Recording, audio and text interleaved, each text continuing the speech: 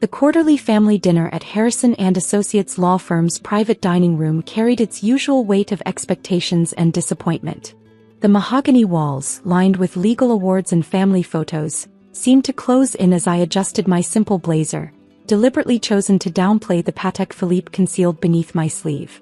Dad sat at the head of the table, his managing partner posture perfect in his $5,000 suit. Mom perched beside him, diamonds glinting as she swirled her Bordeaux. My sister Victoria, the firm's youngest partner, kept checking her phone between bites of Wagyu beef. Still working that startup? Dad's question cut through the classical music playing softly in the background. He didn't bother looking up from his plate. What is it again? Software something? Digital security solutions, I replied, taking a measured sip of water. My phone buzzed silently, another acquisition alert. Victoria snorted. Is that what we're calling it now? Last year it was revolutionary algorithms, wasn't it? The algorithms were just the foundation, I said, checking my watch. 20 minutes until the board meeting. Sweetheart, Mom leaned forward, her concern practiced and perfect. You're 35. It's time to think about a real career. The firm could always use another associate. I suppressed a smile. The firm wouldn't exist next month if they knew what my startup had planned. Your sister made partner in 3 years, Dad continued, his voice carrying that familiar mix of pride and pointed comparison. Meanwhile, you're still playing with computers in that tiny office downtown. If only they knew that tiny office occupied the top 3 floors of the city's most expensive building. Speaking of the firm, Victoria straightened. We just landed Peters Manufacturing. $4 billion in annual revenue. Biggest client in the firm's history. He smiled at Dad. I led the pitch myself. That's my girl. Dad beamed, raising his glass. To the future of Harrison and Associates. My phone buzzed again. Right on schedule. The dining room door opened. Sandra, Dad's secretary for 20 years, rushed in, her face flushed. I'm so sorry to interrupt, Mr. Harrison, but... She looked at me, confusion crossing her features. Ma'am, your board meeting is ready. They're waiting in conference room A. The silence that followed was deafening. Mom's wine glass slipped from her fingers, shattering against the hardwood floor. Red wine spread like victory across the Persian rug. Board meeting. Dad's fork stopped halfway to his mouth. What board meeting? I stood slowly, straightening my blazer. The Peters Manufacturing Emergency Board meeting. We're finalizing the acquisition today. Acquisition. Victoria's voice cracked. What acquisition? Of Harrison and Associates. I finally let myself smile. Among other things. Dad's face went from confusion to disbelief to dawning horror as understanding set in. His eyes dropped to my wrist, where my sleeve had risen just enough to reveal the watch he'd failed to notice earlier. That's a Patek Philippe Grand Complications, he whispered. There are only 5 in the world. Actually, I corrected him. I bought the 5th one last week. Now if you'll excuse me, I have a board meeting to attend. I paused at the door. Oh, and Victoria, Peters Manufacturing isn't your client anymore. They've been mine for the past year. I left them sitting there, the sound of my heels on hardwood punctuating every step toward conference room A, where the future of Harrison and Associates waited to be decided. The silence followed me into the hallway, broken only by the soft whir of my phone as more notifications arrived. Behind me I could hear Mom's shaky voice. Harrison, that watch, it's worth more than our house. I paused, just out of sight, letting their realization build. A lesson my tiny startup had taught me: timing was everything. Impossible, Victoria's voice trembled. She works in some small tech office. I drove past it last month. Did you go up? I called back, unable to resist. Those top 3 floors have a spectacular view of your building. Well, my building now, technically. The scrambling sound of chairs pushing back echoed through the hall. Dad appeared first, his face ashen. What do you mean, your building? I checked my phone deliberately, letting them see the custom-designed interface. Quantum Securities acquired your building last quarter, along with most of your client portfolio. I looked up, meeting his eyes. Those merger documents you've been reviewing for Peters Manufacturing? They're going through my firm. Victoria appeared behind him, her perfect composure cracking. That's not... We would have known. Would you? I raised an eyebrow. The same way you knew about the quantum encryption algorithm I developed in college? The one you called a cute computer project, at Thanksgiving 4 years ago.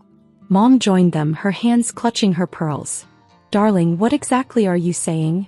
Before I could answer, Sandra hurried back, holding a tablet. Ma'am, the board is asking about the Forbes interview tomorrow. And Mr. Peterson from the Bank of America merger would like to confirm your dinner plans. Tell James the usual place, I said, enjoying how Dad's eyes widened at my casual use of the Bank of America CEO's first name. And yes to Forbes, but make sure they understand the acquisition details remain embargoed until midnight. Acquisition? What acquisition? Dad's voice had lost its usual authority. My phone displayed another notification right on schedule. The office TVs suddenly switched to breaking news, a feature I'd had installed months ago for exactly this moment. Breaking news. Tech giant Quantum Securities set to acquire major law firm network.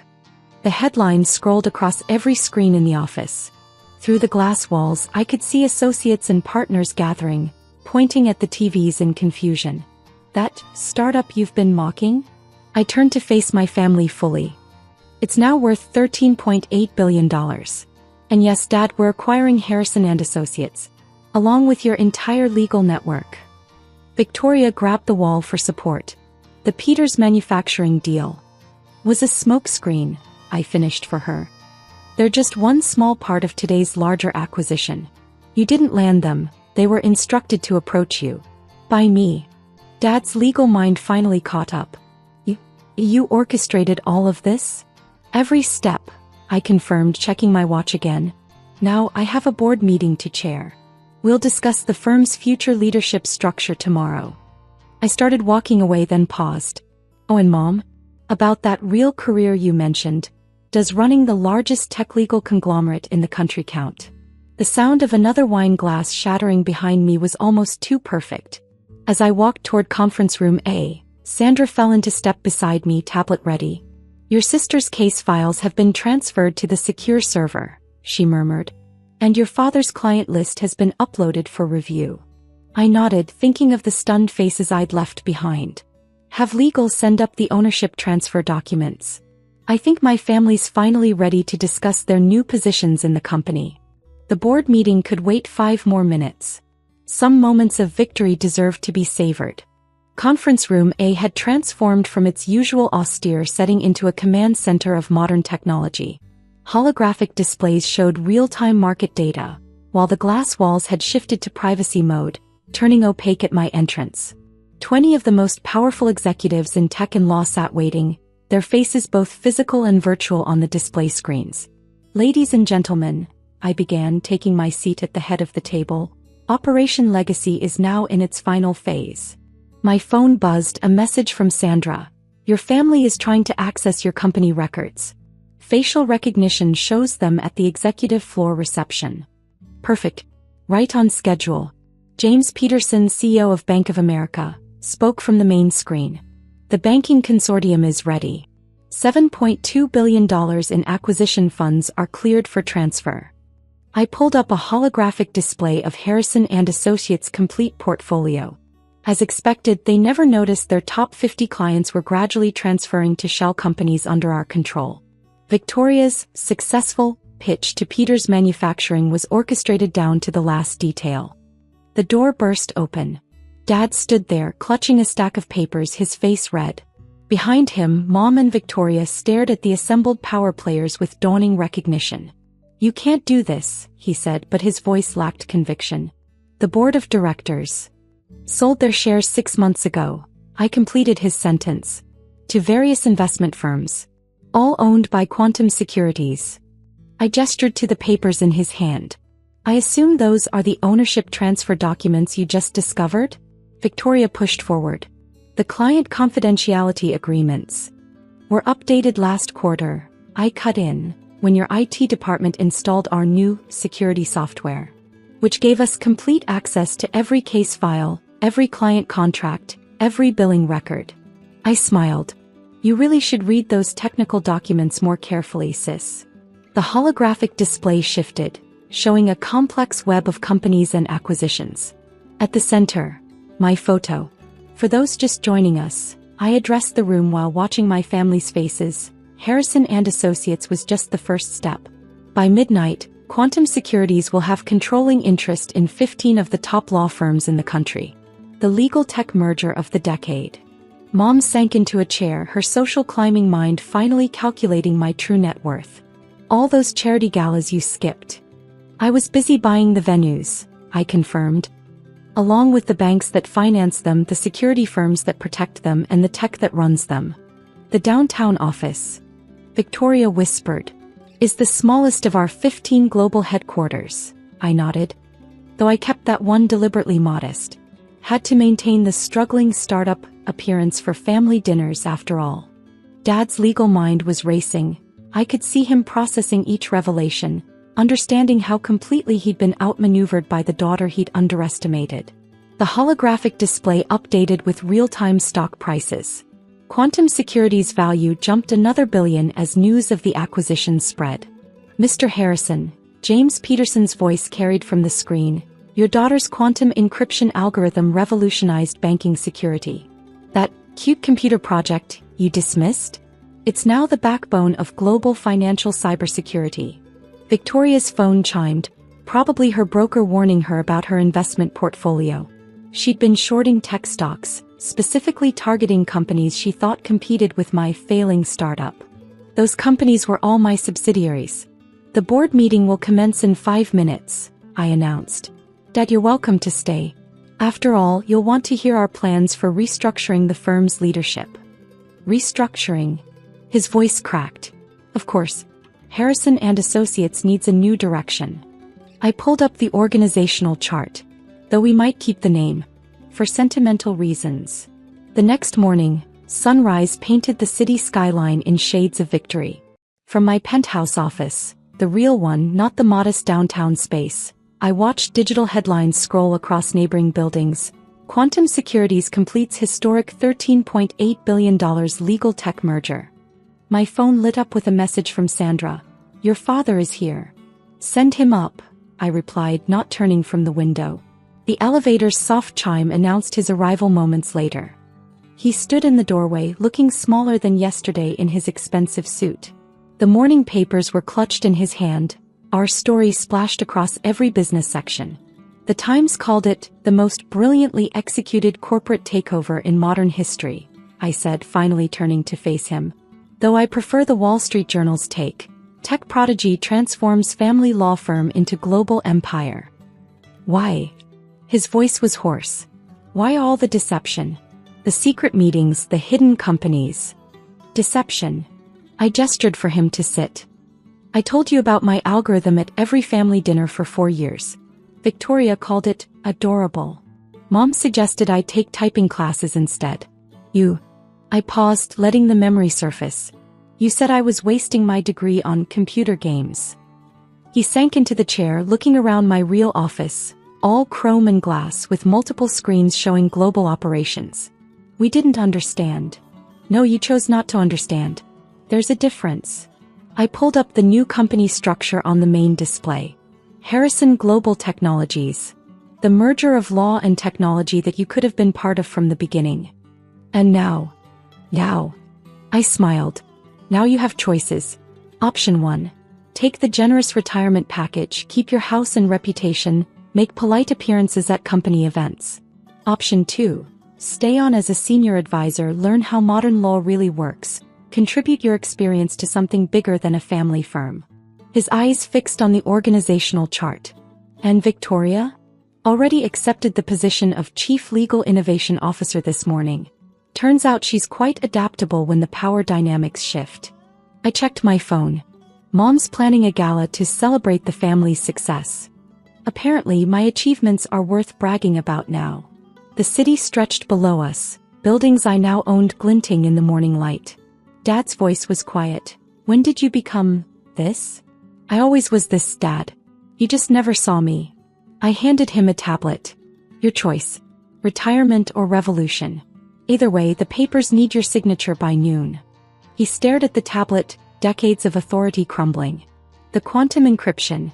It really changed banking? It changed everything. Every major financial institution runs on my security protocols now. That tiny office you mocked? It was a front for 15 quantum computing labs.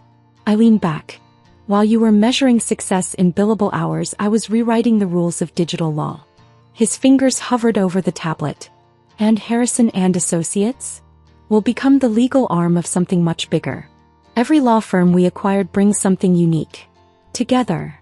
I gestured to the screens showing global operations. Together, we're building the future of legal technology. He signed, his hand shaking slightly. Your mother wants to know if you'll come to Sunday dinner. I'll send my jet, I replied, watching his eyes widen at the casual mention of private aircraft. The family estate's helipad should be finished by then. Family estate? The one I bought last month.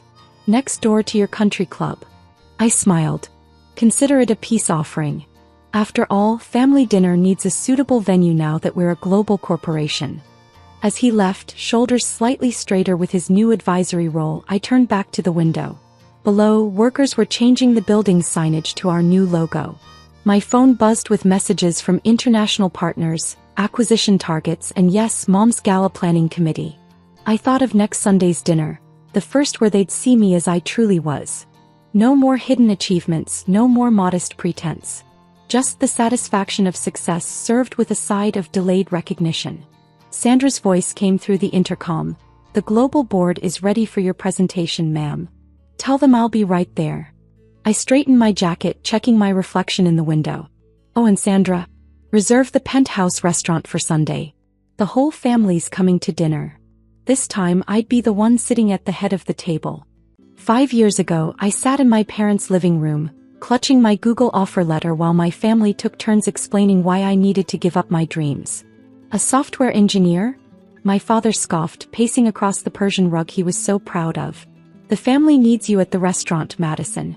We've been running this business for 3 generations. I looked down at the letter again. Senior software engineer at Google, starting salary $180,000, plus stock options. The job I'd worked toward since I was 12, teaching myself to code while helping out at our family's struggling Italian restaurant chain. The restaurants are failing, Maddie, my older brother Tony added, as if I didn't already know. As if I hadn't spent the last 4 years watching our once successful family business slowly crumble under outdated management and resistance to change. That's exactly why I should take this job, I argued. With what I'll be making, I could help Dash. Help? My mother interrupted, her voice sharp with disappointment. By abandoning your family? By running off to Silicon Valley while we lose everything? I tried again. I could modernize our systems, create a better ordering platform, Dash. We don't need fancy computers, my father cut in. We need hands in the kitchen. Bodies in the restaurants. Family pulling together, not running away to play with technology. Play with technology. That's what they'd always called it, even when my playing had gotten me a full scholarship to MIT. Even when my internships had paid more than our restaurants made in profit. The bank is threatening foreclosure, Tony pressed. We need everyone working full-time at the restaurants. No distractions. I looked around at their faces, my father's anger, my mother's manipulation, Tony's smug certainty that he could pressure me into compliance. They had no idea that I'd already seen the bank documents, that I knew exactly how bad things were. If you take this job, my father said quietly, if you abandon this family in our time of need, don't bother coming back. My mother gasped dramatically, right on cue. Tony nodded in satisfaction, probably thinking this would be the thing that broke me. I stood up slowly, smoothing my skirt designer, though they assumed it was from the mall. Okay. My mother's eyes widened. Okay, you'll stay? No, I said calmly. Okay, I won't come back. The silence that followed was deafening. You're choosing some tech company over your own family? Tony demanded. I laughed, but there was no humor in it. I'm choosing my future over your past. I'm choosing progress over stagnation. I'm choosing to build something instead of watching everything collapse. Get out, my father whispered. Get out and don't come back until you're ready to be part of this family. I walked to the door, then turned back one last time. You know what's funny? I could have saved the restaurants. My playing with technology could have modernized everything, brought us into the current century. But you couldn't see past your own pride. I left that night, driving straight to the airport with nothing but my laptop bag and the clothes I was wearing. Behind me, I left a family bound by tradition and fear. Ahead of me lay Silicon Valley and possibilities they couldn't even imagine. That was 5 years ago. Now I sat in my corner office on the 50th floor of the Nova Industries building, watching the sun rise over San Francisco Bay. The wall of screens behind my desk displayed real-time data from my company's global operations, processing power usage, server status, client analytics. Ms. Wright. My assistant Rebecca's voice came through the intercom. Your 9 o'clock interviews are here. I smiled, remembering the email that had crossed my desk last week. Restaurant chain seeking technology partnership. Desperate for modernization. Willing to offer equity for the right solution. The signatures at the bottom had been familiar. Anthony Wright. Frank Wright. Traditional Italian Restaurants Inc. Send them to the conference room, I replied. And Rebecca? Make sure they don't see any company materials with my name on them. I stood up, adjusting my Saint Laurent blazer. No more pretending to shop at the mall. Through the glass walls, I could see Rebecca leading my father and brother to the conference room. They looked older, more worn. Tony had lost his smugness, replaced by desperate determination. My father's proud stance had deteriorated into something more hunched, defeated. They had no idea that their potential salvation lay in the hands of the daughter they'd cast out. That the technology company they were begging for help was run by the girl who used to play with computers in the restaurant back office. I picked up my tablet, which contained detailed analysis of their business. 78 restaurants across 3 states, all losing money. Outdated systems, no online presence, zero automation. Exactly the kind of dinosaur that my company specialized in either saving or consuming. The traditional Italian delegation is settled, Rebecca reported, appearing at my door. They seem nervous. Of course they were nervous. Nova Industries had a reputation for either transforming struggling businesses or acquiring them, often at pennies on the dollar. We were known as the company that could either save you or destroy you depending on how willing you were to embrace change. How do they look? I asked, though I'd watched them through our security cameras. Desperate, Rebecca replied. The older one, your father, he kept talking about family legacy and tradition. The younger one seems more realistic about their situation. I nodded, picking up a folder containing their financial records they didn't know we had. Time to make them wait a little longer. Give them 15 minutes to stew, then bring them to my office. Are you sure you want to do it this way? Rebecca asked softly. We could handle this through normal channels. I looked out my window at the city where I'd built my empire, thinking of all the nights I'd stayed up late coding, all the weekends I'd worked while my former classmates partied. 5 years of non-stop building, innovating, conquering. No, I said finally. They forced me to choose between family and future. They need to see exactly what that choice led to. I sat down at my desk, arranging everything perfectly. The screens behind me showed our company's success, stock prices, market share, global reach. On my desk, a single framed article from Forbes. Madison Wright, the woman revolutionizing business technology. 15 minutes, I reminded Rebecca. Let them sweat. She nodded and left while I pulled up more data about their business. They thought they were here to beg for help from a faceless corporation. Instead, they were about to discover that their salvation or destruction lay in the hands of the daughter they dismissed.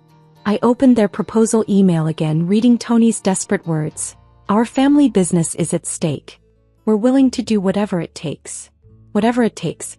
I smiled, thinking of all the times they'd refused to listen to my ideas, dismissed my suggestions, treated my skills like a hobby. Now they were about to learn exactly what those skills had built. And this time I wouldn't be the one begging for a chance.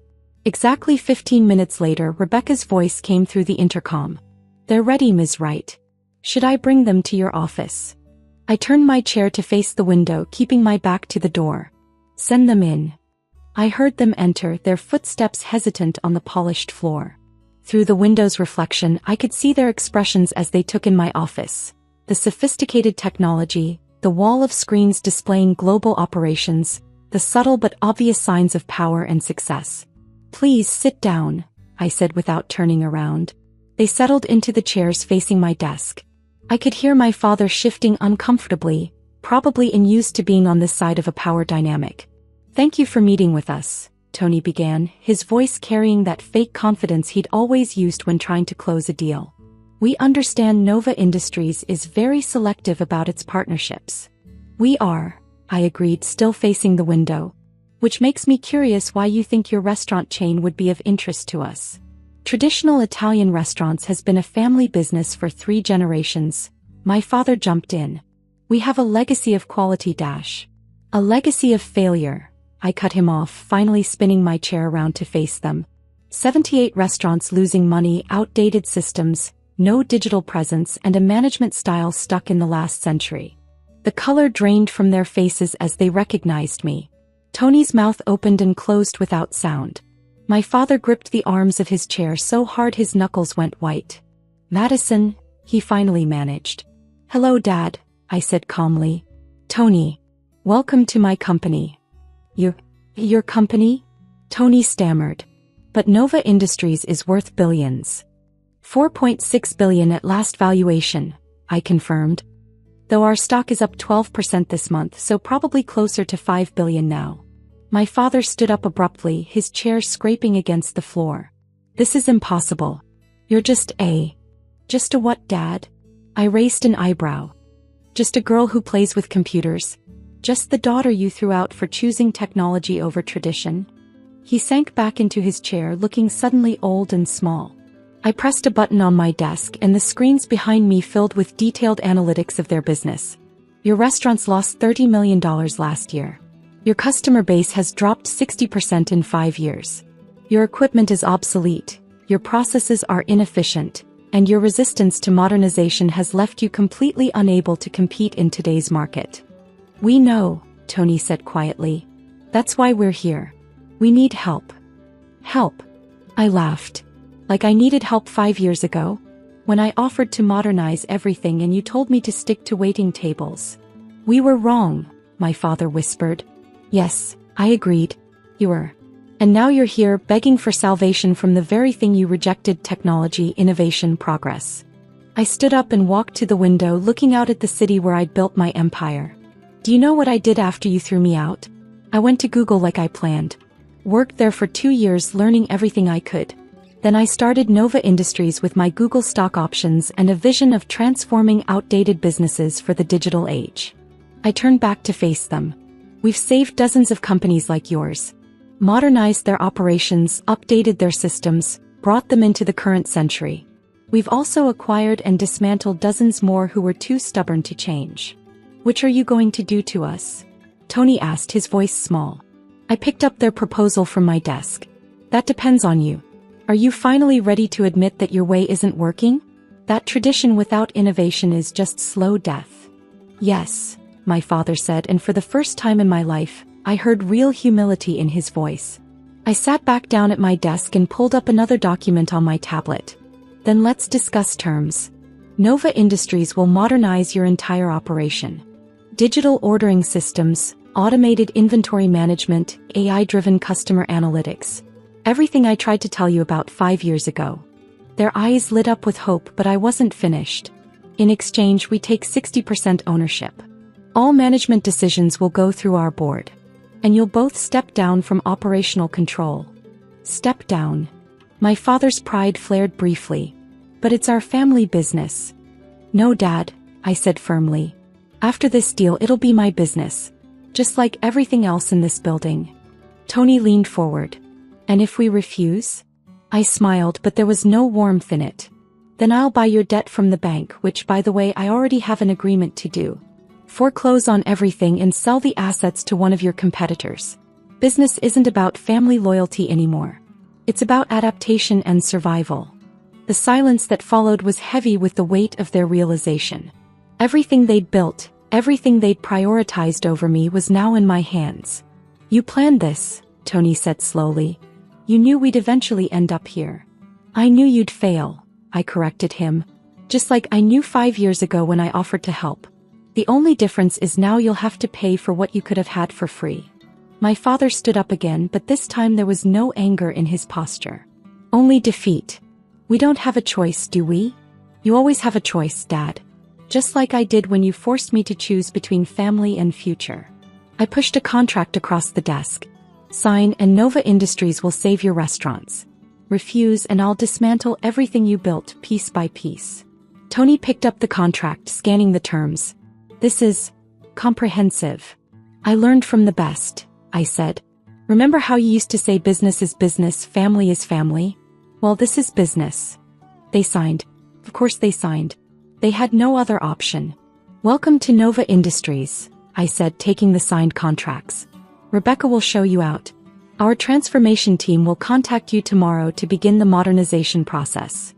As they stood to leave, my father turned back. Madison, I'm sorry. We should have listened. Yes, I agreed. You should have. But you didn't, and that decision made me build something far bigger than a family restaurant chain. After they left, I walked to my private bathroom and splashed cold water on my face. Through the walls, I could hear the normal sounds of my company operating, phones ringing, keyboards clicking, the hum of servers processing millions of transactions. My phone buzzed, a message from my mother. Just heard from your father. Please, can we talk? I typed back. All communication should go through Nova Industries corporate office. This is business, not family. Another message from Tony. I understand now why you left. Why you had to build your own path. I didn't respond. Instead, I called Rebecca into my office. Have the transformation team start immediately on the restaurants, I instructed. Full modernization, complete digital integration. Show them exactly what they missed out on 5 years ago. And your family? She asked carefully. I looked at the signed contracts on my desk, papers that gave me control over everything they'd valued more than me. They're not family anymore. They're just another acquisition.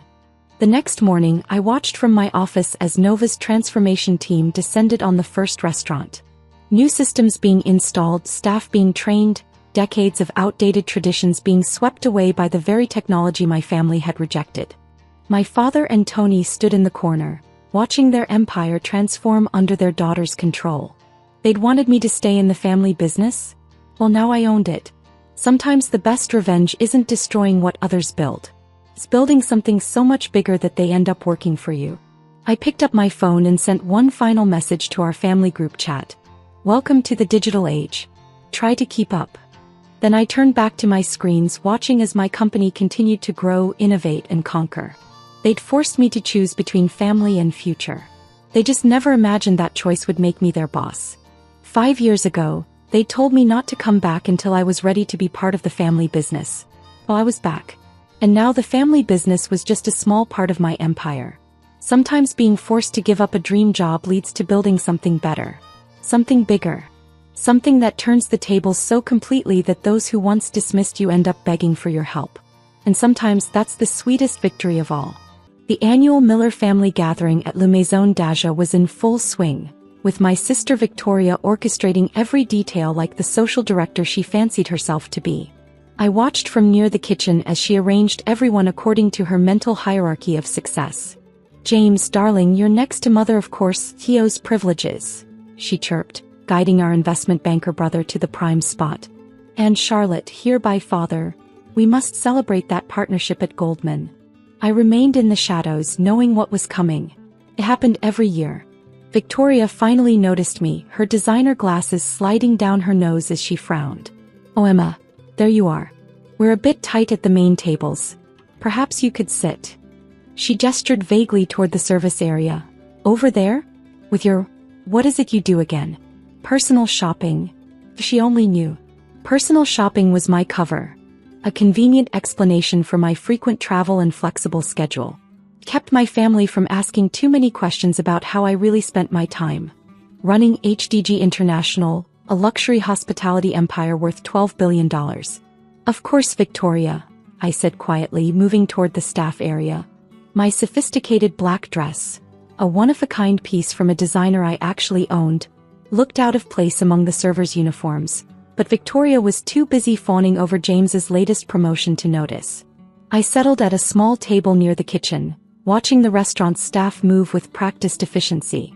None of them knew that the woman seated among them owned not just this restaurant, but the entire chain of Le Maison establishments across 3 continents.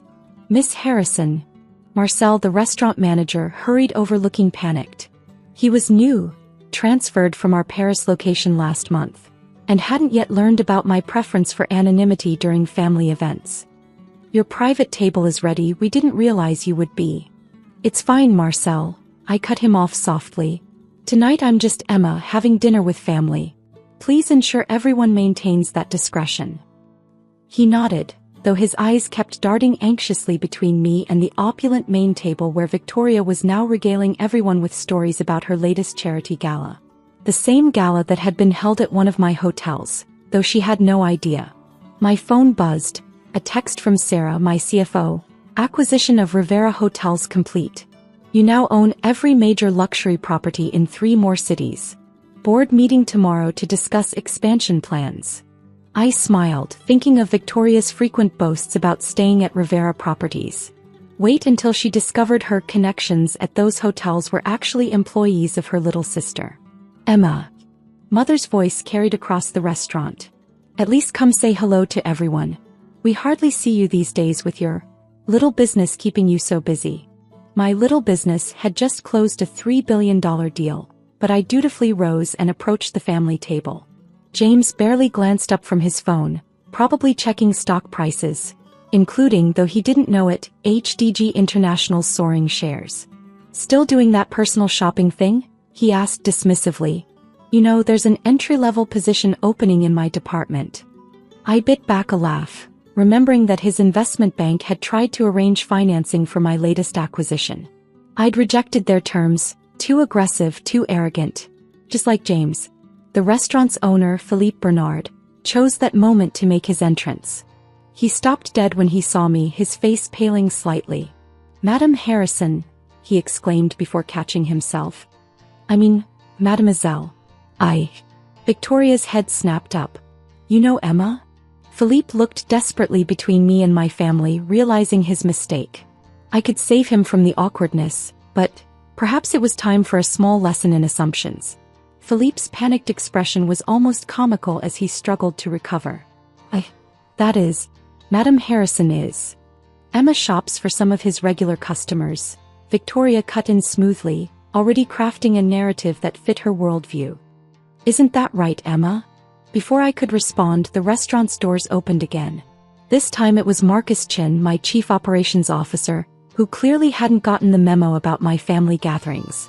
He strode in confidently, tablet in hand. Boss, sorry to interrupt your dinner, but we need your signature on the Rivera Hotels merger before the Asian markets open, and he stopped abruptly, taking in the scene. My family's confused faces, Philippe's visible distress, and my carefully neutral expression. Boss. James echoed, his fork suspended halfway to his mouth. Mother's social radar was pinging wildly now. She'd spent decades cultivating relationships with New York's elite, and something wasn't adding up about her supposedly unsuccessful daughter. I could feel the carefully constructed wall between my real life and my family facade beginning to crumble. Perhaps it was time. After all, the Rivera acquisition would be public knowledge by morning. Thank you, Marcus, I said calmly, taking the tablet. The paperwork for all 37 properties? 38, he corrected. We included the Singapore location in the final deal. Once you sign, HDG International will officially be the largest luxury hospitality group in Asia.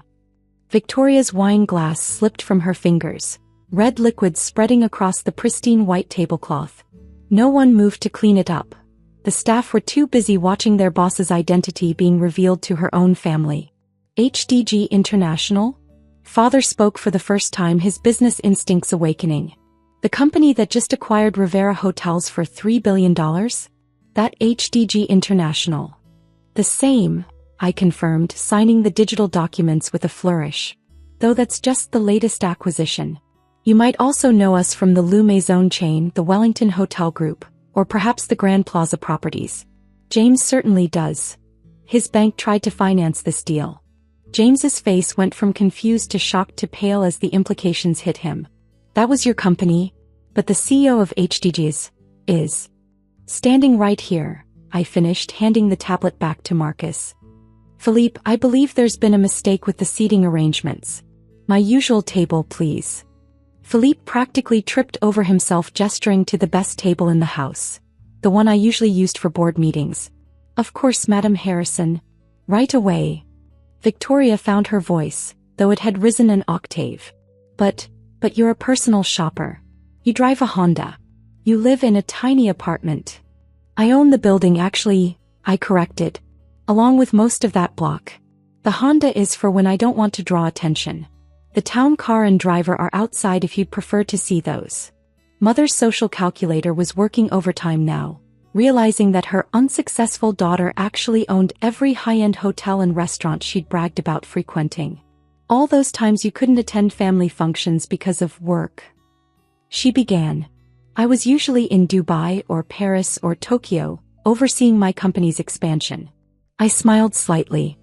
Though I did attend James's promotion celebration last year, I owned the venue after all. The staff had begun clearing Victoria's spilled wine, moving with the practiced efficiency of people who knew exactly who signed their paychecks. Marcus stood quietly to the side, clearly enjoying the show. Shall we move to my table? I suggested. We can discuss the Rivera acquisition over dinner. James, I'm sure you'd love to hear why I rejected your bank's financing terms. The migration to my private table felt like a changing of the guard. Victoria, who had spent the evening playing social conductor, now trailed behind uncertainly. James, for once, had put his phone away, his expression caught between professional interest and personal shock. The 82 Bordeaux, Philippe, I said as we settled in. And informed the chef I'd like tonight's special presentation. The one we've been aging for 3 months, madam? Philippe asked, shooting a nervous glance at my family. The experimental fusion menu? Exactly. It's time my family experienced what their personal shopper has been working on.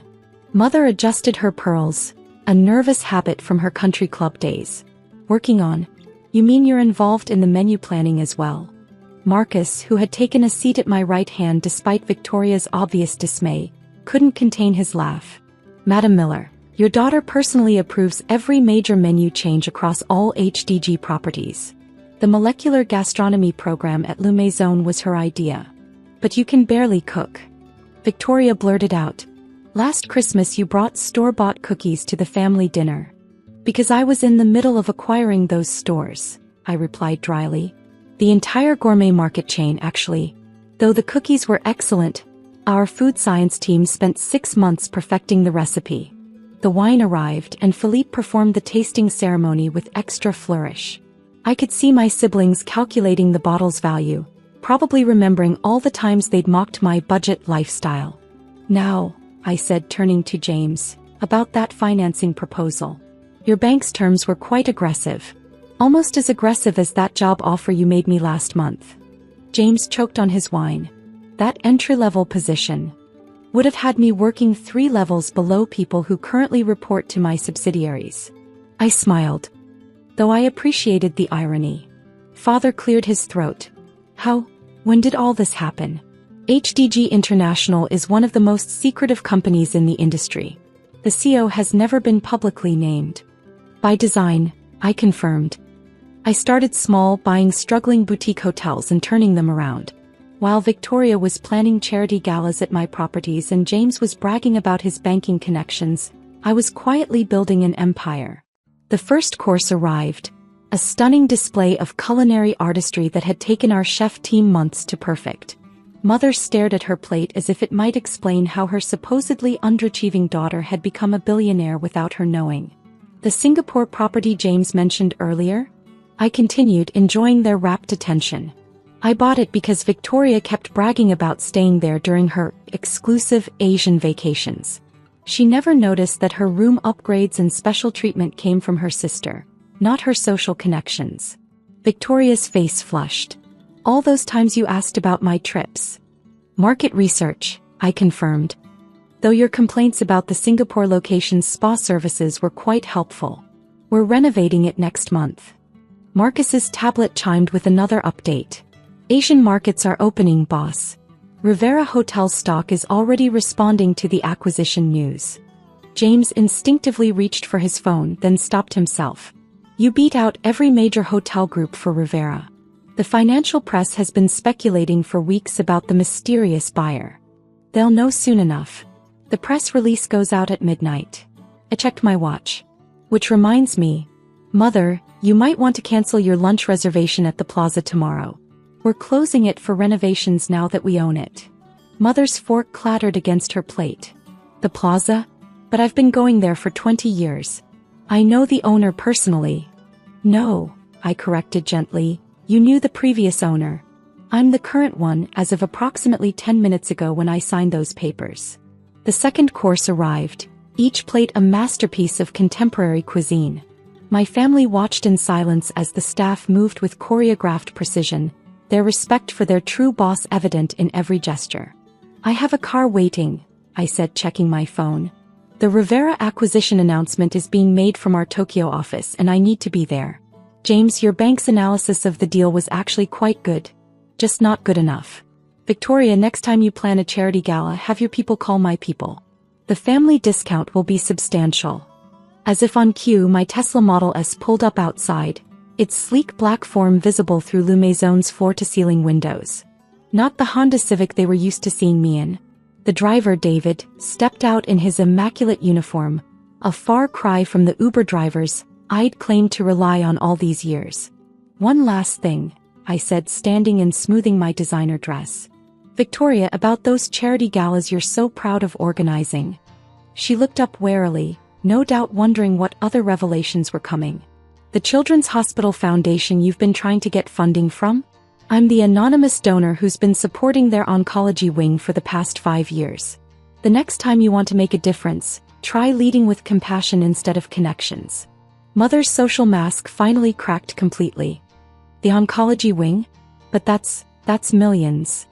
200 million actually, Marcus supplied helpfully. Though boss usually prefers we don't discuss her charitable giving. James was frantically scrolling through his phone, no doubt reading the breaking news about HDG International's latest acquisition. The market's already reacting to the Rivera deal. This is going to be bigger than anyone predicted. Which reminds me, I turned to father who had been uncharacteristically quiet. That business advice you gave me 5 years ago about starting small and learning the basics? I took it. I started with one struggling boutique hotel. Then I bought its competitors. Then the restaurant chain that served them. Then the supply companies, the booking platforms, the real estate. I let that sink in as Philippe appeared with a sleek leather portfolio. The complete wine list and seasonal menu planning documents that only the owner would normally see. Your upcoming renovations look magnificent, Madam Harrison, he said, pointedly using my business name. Especially the new rooftop garden concept. Victoria's eyes widened. But I just booked my engagement party here. The rooftop venue will be closed for renovations, I confirmed. But the Paris location has a lovely space. I'll have my team transfer your booking, complimentary upgrade of course. Family discount. The irony of offering my sister a family discount at my own restaurant wasn't lost on anyone. She had spent years offering me her connections and favors, never realizing I was the one with the real power to help. My phone buzzed again. Tokyo waiting for their suit. I have to go. The Asian markets wait for no one, not even family revelations. I reached into my purse and placed a black credit card on the table. Dinner's on me. As usual, though you never knew it. All those business dinners, Mother said suddenly. When you couldn't attend because you were working late at your little shopping job. I was usually in this same restaurant at that private table over there. I gestured to a secluded corner. Closing deals worth more than this building. The shopping story just made it easier to avoid uncomfortable questions. David opened the restaurant door, standing at attention. Through the windows I could see several paparazzi already gathering. News of the Rivera acquisition was spreading fast. One last thing, I said, pausing at the table. James, that entry-level position you offered? I'm actually hiring for several executive roles after the Rivera merger. Your bank's analysis of the deal was impressive, even if your financing terms weren't. Have your people call my people. If you can handle reporting to your little sister. The look on his face was priceless, equal parts shocked, impressed, and mortified. Victoria was still staring at the black credit card like it might disappear. Mother appeared to be mentally recalculating every social interaction we'd ever had. Oh, and Victoria? I added, those store-bought cookies at Christmas? They're going to be in every high-end market by next month. I bought the recipe for 8 figures. Sometimes the simplest things are worth the most. A lesson this family never quite understood. With that, I walked out of La Maison d'Aja, leaving my family to digest more than just their dinner. Tomorrow, the business world would be buzzing about HDG International's latest conquest. But tonight, I had finally conquered something far more challenging: my family's assumptions about success.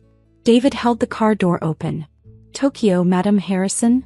"Tokyo," I confirmed, sliding into the leather interior. "And David? Make sure my family gets home safely in the backup car. After all, that's what successful people do. They take care of their own, even when their own didn't take care of them."